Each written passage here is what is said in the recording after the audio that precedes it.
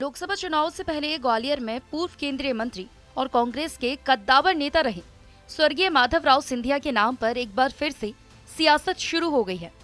ऐसा इसलिए क्योंकि 10 मार्च को स्वर्गीय माधवराव सिंधिया का 79वां जन्मदिन था, जिसे भारतीय जनता पार्टी और प्रदेश सरकार ने बड़े लेवल पर मनाया। तो वहीं पूरे शहर में भाजपाइयों ने माधवराव सिंधिया को नमन करने के लिए बैनर पोस्टर भी लगाए थे। ऐसे में अब कांग्रेस बीजेपी के इस कदम पर तंज कस रही है। दरअसल स्वर्गीय माधवराव सिंधिया के 79वें जन्मदिन के मौके पर 10 मार्च को ग्वालियर में नवीन एयरपोर्ट उद्घाटन सहित ग्वालियर में आयोजित प्रदेश स्तरीय कार्यक्रम में मुख्यमंत्री डॉक्टर मोहन यादव ने सिंगल क्लिक से अनुग्रह सहायता राशि प्रदेश के पात्र हितग्राहियों के खाते में डालकर उन्हें बड़ी सौगात दी। और वहीं शाम को स्वर्गीय माधवराव सिंधिया की छतरी पर आयोजित भजन संध्या कार्यक्रम में मुख्यमंत्री सहित प्रदेश सरकार के दर्जनों मंत्री, वरिष्ठ भाजपा नेता भी शामिल हुए। तो वहीं केंद्रीय मंत्री ज्योतिरादित्य सिंधिया के पिता स्वर्गीय माधवराव सिंधिया के सम्मान में शहर भर में बैनर पोस्टर लगाए गए थे। इन पोस्टर बैनर में स्वर्गीय माधवराव सिंधिया के बेटे केंद्रीय मंत्री ज्योतिरादित्य सिंधिया के साथ प्रदेश सरकार के कैबिनेट मंत्री और प्रदेश के मुखिया डॉक्टर मोहन यादव की फोटो भी लगाई गई थी। बस यहीं से सियासत गर्मा गई। यही वजह है कि कांग्रेस पार्टी ने इस पर आपत्ति दर्ज कराई है। कांग्रेस का कहना है कि भारतीय जनता पार्टी अपने बड़े नेता स्वर्गीय अटल बिहारी वाजपेयी की ना तो जयंती और ना ही पुण्यतिथि बनाते हैं, भूल जाते हैं। ऐसे में बीजेपी अगर कांग्रेस के कद्दावर नेता पूर्व केंद्रीय मंत्री स्वर्गीय माधवराव सिंधिया के नाम पर और उनके फोटो का उपयोग कर रही है, इससे साफ जाहिर होता है कि ग्वालियर चंबल अंचल के साथ ही मध्य प्रदेश में भारतीय जनता पार्टी के पास कोई बड़ा चेहरा या शख्सियत नहीं है।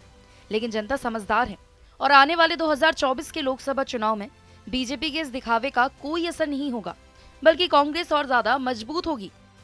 देर आए दुरुस्त आए। भारतीय जनता पार्टी देर से ही स्वीकार करती है कि कांग्रेस के नेताओं ने कार्य किया।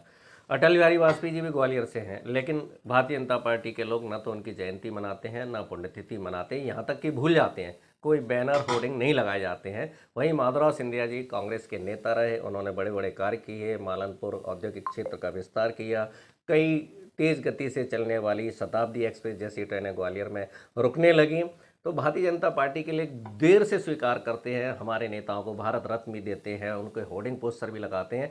आज ग्वालियर चंबल संभाग में यदि भारतीय जनता पार्टी ने माधवराव सिंधिया जी के पोस्टर लगाए हैं तो भारतीय जनता पार्टी ने ये स्वीकारा है कि कांग्रेस सरकार काम करती है और ये जनता सब समझदार है। स्वर्गीय माधवराव सिंधिया एक ऐसी ही शख्सियत है जिन्होंने ग्वालियर चंबल अंचल के साथ देश भर में लोगों के हित में काम किए। यही वजह है कि बीजेपी उन्हें नमन करते हुए उनका सम्मान कर रही है। लेकिन मुद्दा विहीन कांग्रेस इस पर भी आपत्ति दर्ज कराने लगी है। उन्हें तो खुश होना चाहिए कि स्वर्गीय माधवराव सिंधिया उनकी निधि नहीं है, बल्कि ग्वालियर में कोई भी उनके चित्र का उपयोग कर उन्हें सम्मान दे सकता है।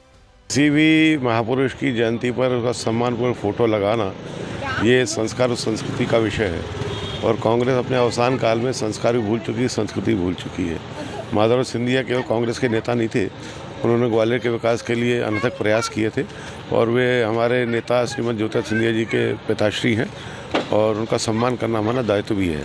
कांग्रेस शायद ये भूल चुकी है कि वे भी राजमाता जी का चित्र उपयोग करते रहे हैं। हमने तो कभी आपत्ति नहीं की, क्योंकि भारतीय जनता पार्टी संस्कृति और संस्कारों से ओतप्रोत पार्टी है। तो कांग्रेस को भी इस बात का की प्रसन्नता होना चाहिए कि वे माधवराव सिंधिया केवल उनकी निधि नहीं है, इस पूरे ग्वालियर की निधि है और कोई भी उसके चित्र का उपयोग करके उनको सम्मान दे सकता है। उनकी जयंती है। स्वर्गीय माधवराव सिंधिया के नाम को लेकर सियासत पर वरिष्ठ पत्रकार महेश शिवहरे का कहना है कि स्वर्गीय माधवराव सिंधिया कांग्रेस के सबसे बड़े नेताओं में रहे हैं और उनकी साफ और स्वच्छ छवि थी। लोग उन्हें विकास पुरुष के रूप में भी जानते थे। लेकिन आज परिस्थिति बदल चुकी है। माधवराव सिंधिया का पूरा परिवार अब भारतीय जनता पार्टी में शामिल हो चुका है। ऐसे में बीजेपी यदि माधवराव सिंधिया को अपना आदर्श मानकर उनका सम्मान कर रही है, तो ऐसे में कांग्रेस के किसी भी नेता को इस पर आपत्ति दर्ज करने की क्या जरूरत है। देखिए, माधवराव सिंधिया जो थे वो अपने आप में उनकी बहुत स्वच्छ और ईमानदार वाली छवि थी और उनको विकास पुरुष के नाम से भी लोग जानते हैं।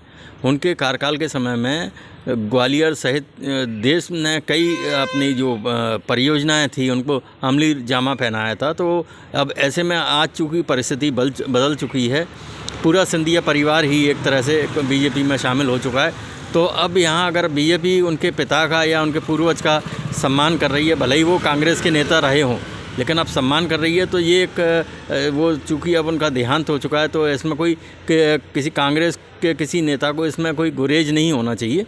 मध्य प्रदेश सरकार के मुख्यमंत्री, राज्यपाल, प्रदेश सरकार के कैबिनेट मंत्री और बीजेपी के दिग्गज पदाधिकारी नेता शामिल हुए। विशेष रूप से ग्वालियर में शाम के वक्त स्वर्गीय माधवराव सिंधिया की कटोरा ताल स्थित छतरी पर भजन संध्या और पुष्पांजलि कार्यक्रम का आयोजन किया गया था। ये सभी वहां भी शामिल हुए थे। ऐसे में स्वर्गीय माधवराव सिंधिया की जयंती पर ऐसा लग रहा था जैसे स्वर्गीय माधवराव सिंधिया कांग्रेस के नेता नहीं बल्कि बीजेपी के नेता हो गए हों। ग्वालियर से धर्मेंद्र शर्मा की रिपोर्ट, TV9 मध्य प्रदेश।